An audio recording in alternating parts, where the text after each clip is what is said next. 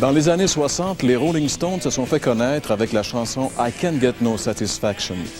Il y a 3000 ans, le roi Salomon s'écriait « Vanité des vanités, tout est vanité ». Il semble que depuis que l'homme est homme, l'insatisfaction a été une caractéristique déterminante de l'humanité. Peut-on être vraiment satisfait dans cette vie? Les vraies réponses aux vrais problèmes à l'heure de la bonne nouvelle.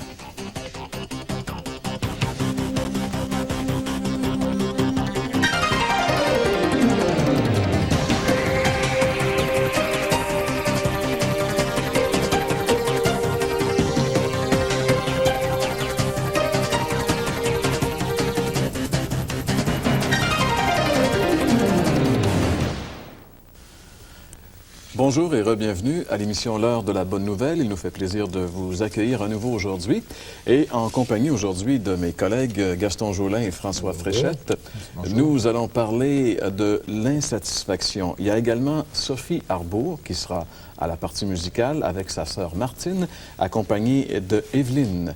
Je vous invite à ne pas manquer le merveilleux cantique qu'ils vont nous interpréter un petit peu plus tard au courant de l'émission. Parlant de musique, Gaston, je pense que c'est la première fois que les Rolling Stones participaient à l'émission L'heure de la bonne nouvelle. Ah ben oui, justement, mais bon, je pense pas que les Rolling Stones répondent vraiment aux besoins de l'homme. Hein? On a quelque chose d'autre à partager avec les gens. C'est justement la triste confession qui nous laisse. Hein? On ne peut pas être satisfait. Hein? Eux-mêmes avouent le sujet dont nous parlons aujourd'hui, l'insatisfaction. En effet, bien, et nous vivons dans un monde, hein, Jean-Pierre, d'insatisfaction. Pourtant, on entend ce dicton qui est assez bien connu, c'est pas l'argent qui fait le bonheur. Il semble que c'est la maladie du siècle, quoi. L'homme n'est jamais satisfait avec ce qu'il a, fût-il dans l'abondance. Je me rappelle d'avoir vu puis lu dans le passé, là, je crois que c'était la revue Life.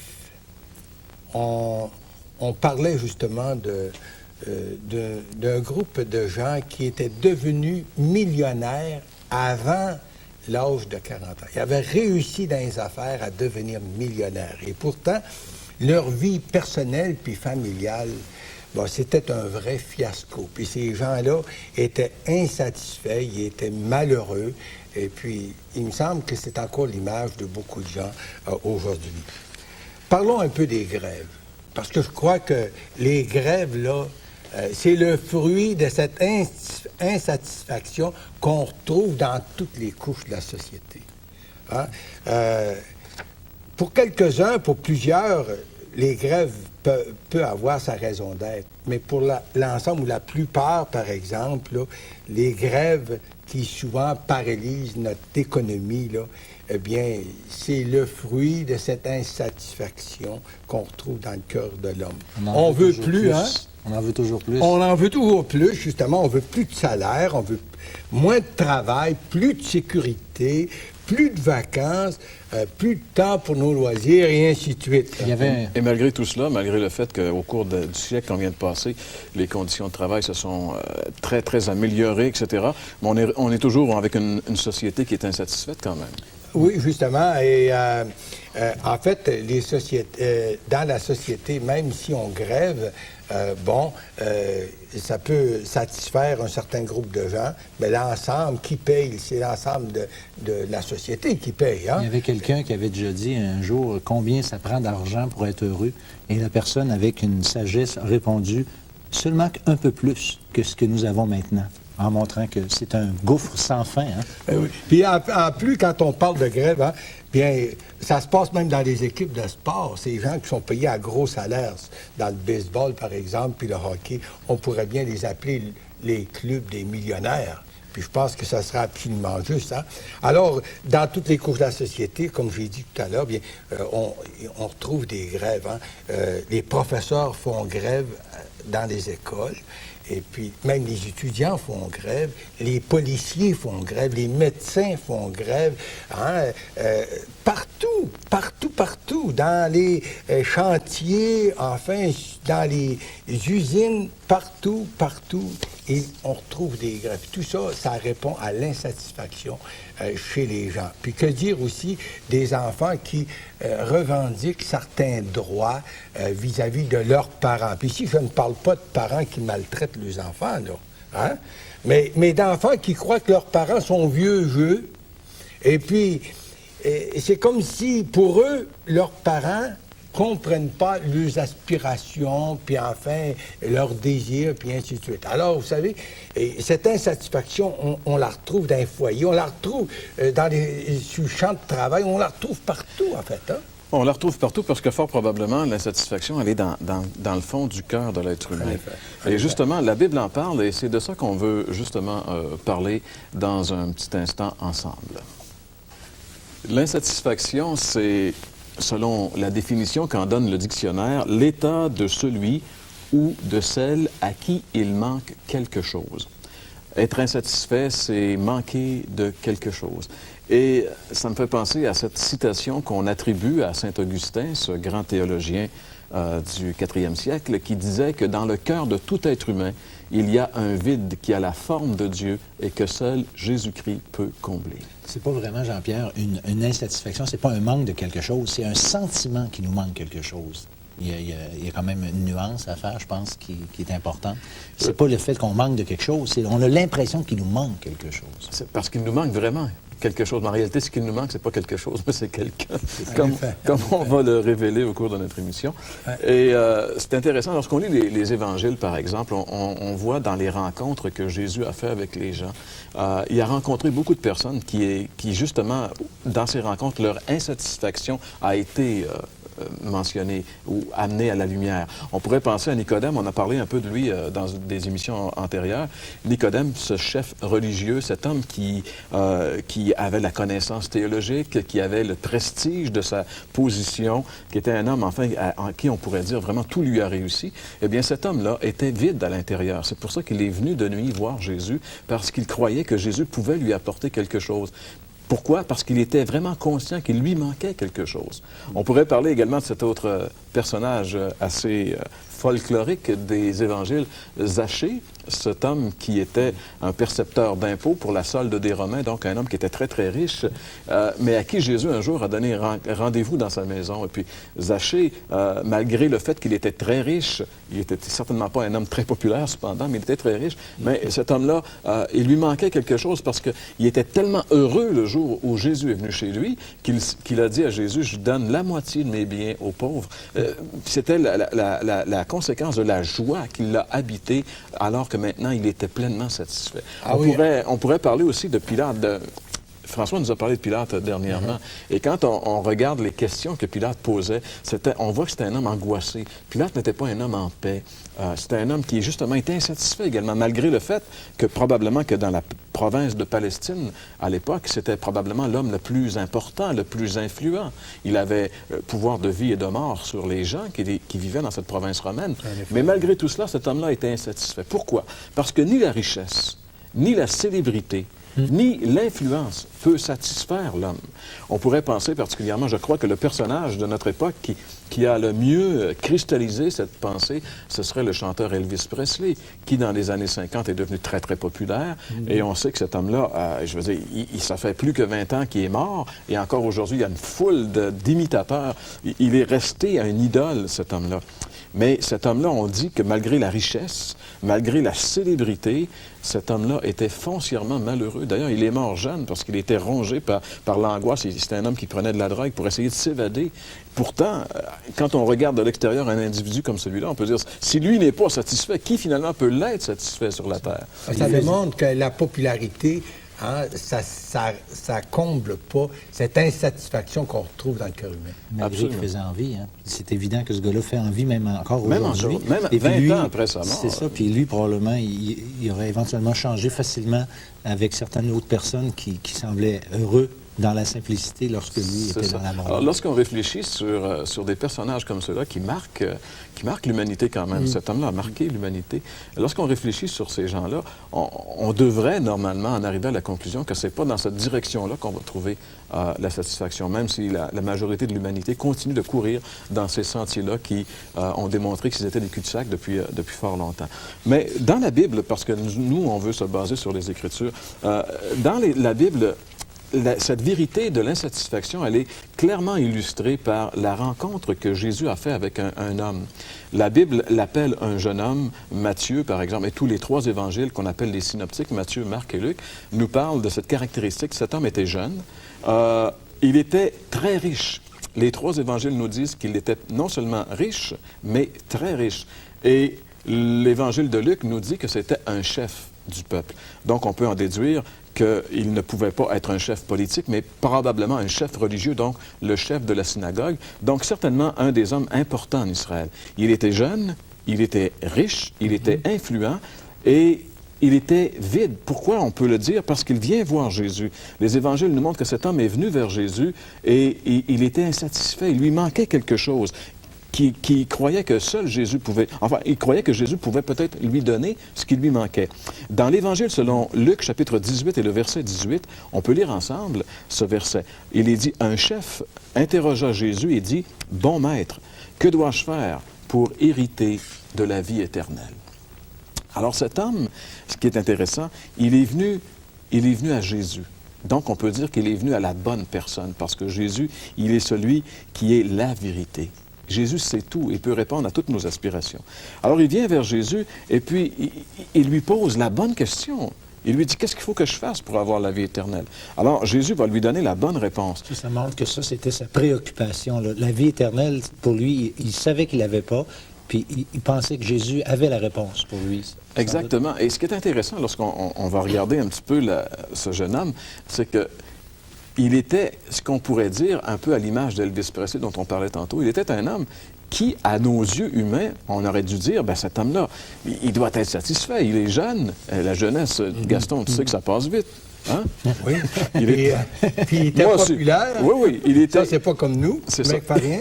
Il était jeune, il était influent, il était très riche. Il était très riche. Ça, c'est différent. Alors, on pourrait dire, finalement, si cet homme-là n'est pas satisfait avec tout ça, qui va l'être? Et pourtant, comme François vient de le mentionner, il démontre qu'il avait un besoin intérieur que ni sa richesse, ni son influence, ni sa jeunesse n'avaient plus comblé. Il y avait comme à l'intérieur, tu sais, ce vide de Saint-Augustin. Il était là, puis lui, il en était bien conscient. Parce qu'il semble que les gens qui ont satisfait ses besoins matériels sont plus conscients que les autres du vide. Si quelqu'un n'a pas satisfait ça, ben, il veut essayer de le satisfaire avec l'argent, avec ses...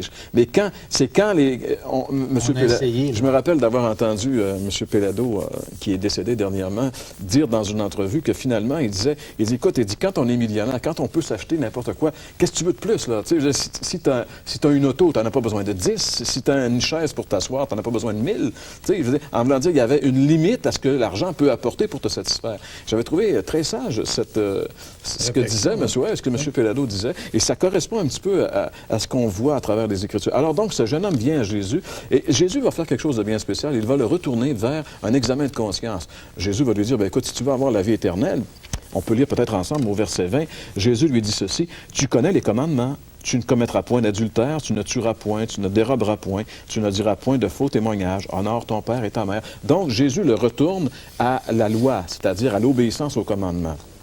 Mais je trouve quelque chose de très intéressant ici. Si on lit, par exemple, j'aimerais continuer et lire le verset 21, ce jeune homme dit « J'ai, dit-il, observé toutes ces choses dès ma jeunesse. » Ce jeune homme confirme son obéissance à la loi, son obéissance au commandement de Dieu. Mais pourtant, il affirme ne pas avoir la vie éternelle pour autant, parce qu'il dit à Jésus, je veux avoir la vie éternelle. Alors la question qu'on peut se demander, comment ça se fait que quelqu'un qui obéit à la parole de Dieu n'a pas la vie éternelle? Mais pensait-il? Pourquoi? Non, mais pourquoi? Oui. Parce que, justement, la vie éternelle ne vient pas de l'obéissance au commandement de Dieu. La vie éternelle vient uniquement par la foi au Seigneur Jésus. Et c'est ce que Jésus va lui révéler. Au verset 22, par exemple, on lit ceci. Jésus, ayant entendu cela, lui dit, « Il te manque encore une chose. Va, vends ce que tu possèdes, distribue-le aux pauvres, et tu auras un trésor dans le ciel. » Jésus lui dit, « Il te manque une chose. » Et la chose qui lui manque, c'est la chose la plus importante.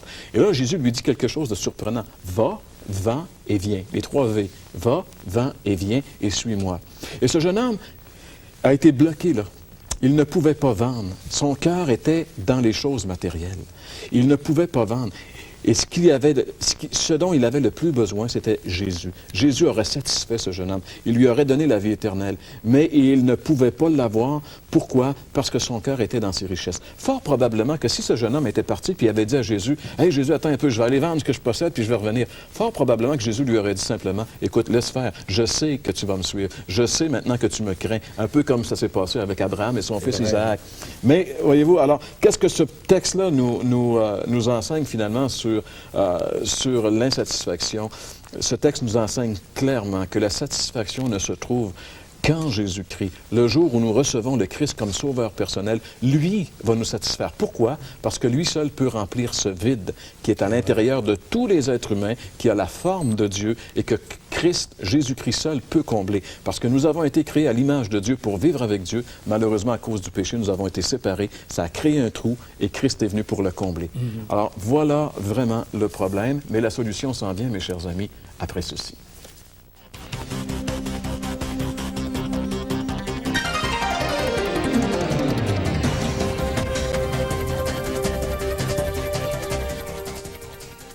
Un jour, un homme riche avait 2 maisons.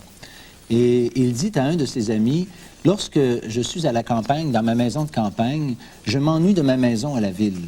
Lorsque je suis à la ville, je m'ennuie de ma maison à la campagne. » Ce jeune homme est semblable un peu à celui dont on vient de parler dans l'Évangile. Parce que, en fait, le problème, c'est que ce jeune homme de l'Évangile est reparti aussi insatisfait qu'il était venu lorsqu'il a rencontré le Seigneur Jésus, parce qu'il n'a pas été capable de prendre une décision positive face à l'invitation que le Seigneur Jésus lui donnait. Parce que le vrai pardon donne une vraie satisfaction, mais encore faut-il recevoir ce que le Seigneur Jésus veut nous offrir. Voici les paroles que le Christ a dites concernant une femme qui vivait dans le péché. Et lorsqu'on parle d'une femme qui vivait dans le péché, probablement elle était même une femme prostituée, sans que le texte nous le précise. Mais cette femme avait besoin d'être pardonnée. Et voici ce qui a été dit d'elle. Ses nombreux péchés ont été pardonnés. La Bible dit ailleurs, le sang de Jésus, son Fils, nous purifie de tout péché. Encore, aujourd'hui, le Christ détient ce pouvoir de pardonner pleinement les péchés parce qu'il a donné sa vie en rançon pour nous racheter. Pour cette raison, une décision s'impose. Vous devez choisir d'abord d'entendre dire ou bien tes nombreux péchés ont été pardonnés, ou bien d'entendre cette parole difficile qui vient encore de la bouche du Seigneur, il te manque encore une chose. Comme pour le jeune homme riche, il nous faut aussi vendre, c'est-à-dire abandonner quelque chose. D'abord, nos préjugés doivent être abandonnés. Notre philosophie de la vie doit être abandonnée. J'irais même jusqu'à dire que nos valeurs religieuses traditionnelles doivent être aussi mises de côté pour la simple et bonne raison qu'elles sont souvent en parfaite contradiction avec ce que nous dit l'Écriture. Une autre chose qui doit être abandonnée, c'est notre indépendance que nous avions vis-à-vis de Dieu, puisque le péché, c'est carrément l'indépendance qu'on a fait vis-à-vis de Dieu. Il nous faut abandonner cette indépendance. Il y a aussi notre péché qui nous sépare de Dieu. Et peut-être y a-t-il dans votre vie un péché en particulier, comme ce jeune homme riche qui était accroché à ses richesses et qui l'ont empêché de venir à lui. Peut-être dans votre vie y a-t-il aussi un empêchement qui fait en sorte que vous ne pouvez pas venir au Christ maintenant. Écoutez cette parole que le Seigneur Jésus a dite. « Viens et suis-moi », lui fut-il proposé. Après le renoncement, il faut un engagement pour suivre le Seigneur. Cela est de tout temps l'expérience de tous ceux qui ont répondu positivement à l'appel du Seigneur. C'est aussi ce qui a empêché le jeune homme riche d'être pleinement satisfait. Chers amis, le salut de Dieu vous est offert en ce jour. N'hésitez pas à le recevoir dans une simple prière de foi, en lui demandant pardon et lui remettant la direction de votre vie, quand vous aurez reçu ce privilège merveilleux, votre vie aura une dimension qui ne laissera aucune place à l'insatisfaction. Voici ce que Jésus dit un jour à une autre femme dans les évangiles. Le texte se situe dans l'évangile de Jean, chapitre 4, et au verset 13 et 14. « Quiconque boit de cette eau aura encore soif, mais celui qui boira de l'eau que je lui donnerai n'aura jamais soif. Il n'en tient qu'à vous. Désirez-vous recevoir cette pleine satisfaction que le Seigneur Jésus vous offre?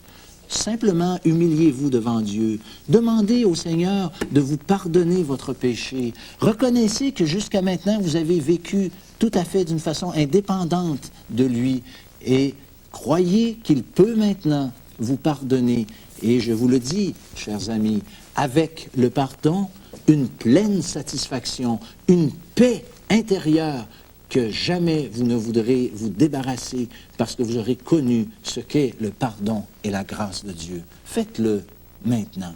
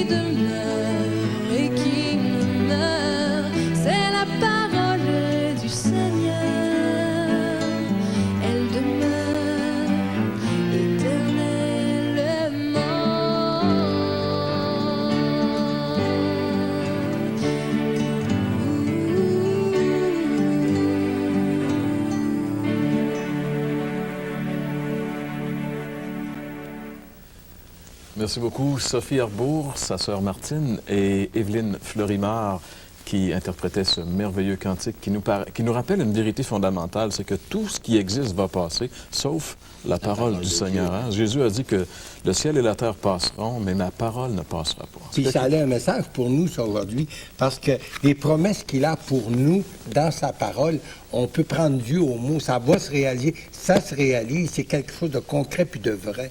Sur lequel on peut vraiment s'appuyer. Savez-vous, en passant, le taux d'efficacité des prophéties bibliques, c'est-à-dire sur combien de prophéties se réalisent? 100%. Même si c'est le critère de Dieu dans l'Ancien Testament, si le prophète vient de lui, si c'est Dieu qui a parlé à travers les prophètes, ce qu'il a dit arrivera. Sinon, ce n'est pas l'Éternel qui a parlé. Et ça, c'est intéressant. C'est exactement dans la même direction du verset que tu viens de citer. Mais on peut vraiment, tu sais, pour l'assurance de notre salut, présentement, on peut vraiment se fier aux Écritures puis baser notre foi sur ce que dit la parole de Dieu. Et ça aussi, ça donne une satisfaction parce qu'on vit dans un monde d'insatisfaction parce qu'il n'y a rien de solide dans notre monde. C'est d'incertitude. Alors ça, c'est le roc sur lequel on peut vraiment construire quelque chose de solide, roc inébranlable qui est la parole de Dieu. C'est là la source de la satisfaction qui nous présente le Seigneur Jésus-Christ comme seul Sauveur et Seigneur. Quel privilège de le connaître personnellement. Et on aimerait que ce privilège soit pour vous qui nous écoutez, comme vous l'avez si bien entendu aujourd'hui. Les émissions de l'heure de la bonne nouvelle sont faites uniquement dans le but de présenter ce merveilleux message, cette merveilleuse personne de Jésus qui s'offre encore à vous aujourd'hui. Mais la décision maintenant vous appartient. Qu'allez-vous faire de lui? Et nous vous invitons à être avec nous la semaine prochaine alors que nous allons parler de l'abus. On vous invite à passer une excellente semaine et au nom de mes deux collègues, je vous donne un rendez-vous semaine prochaine, même heure, même poste.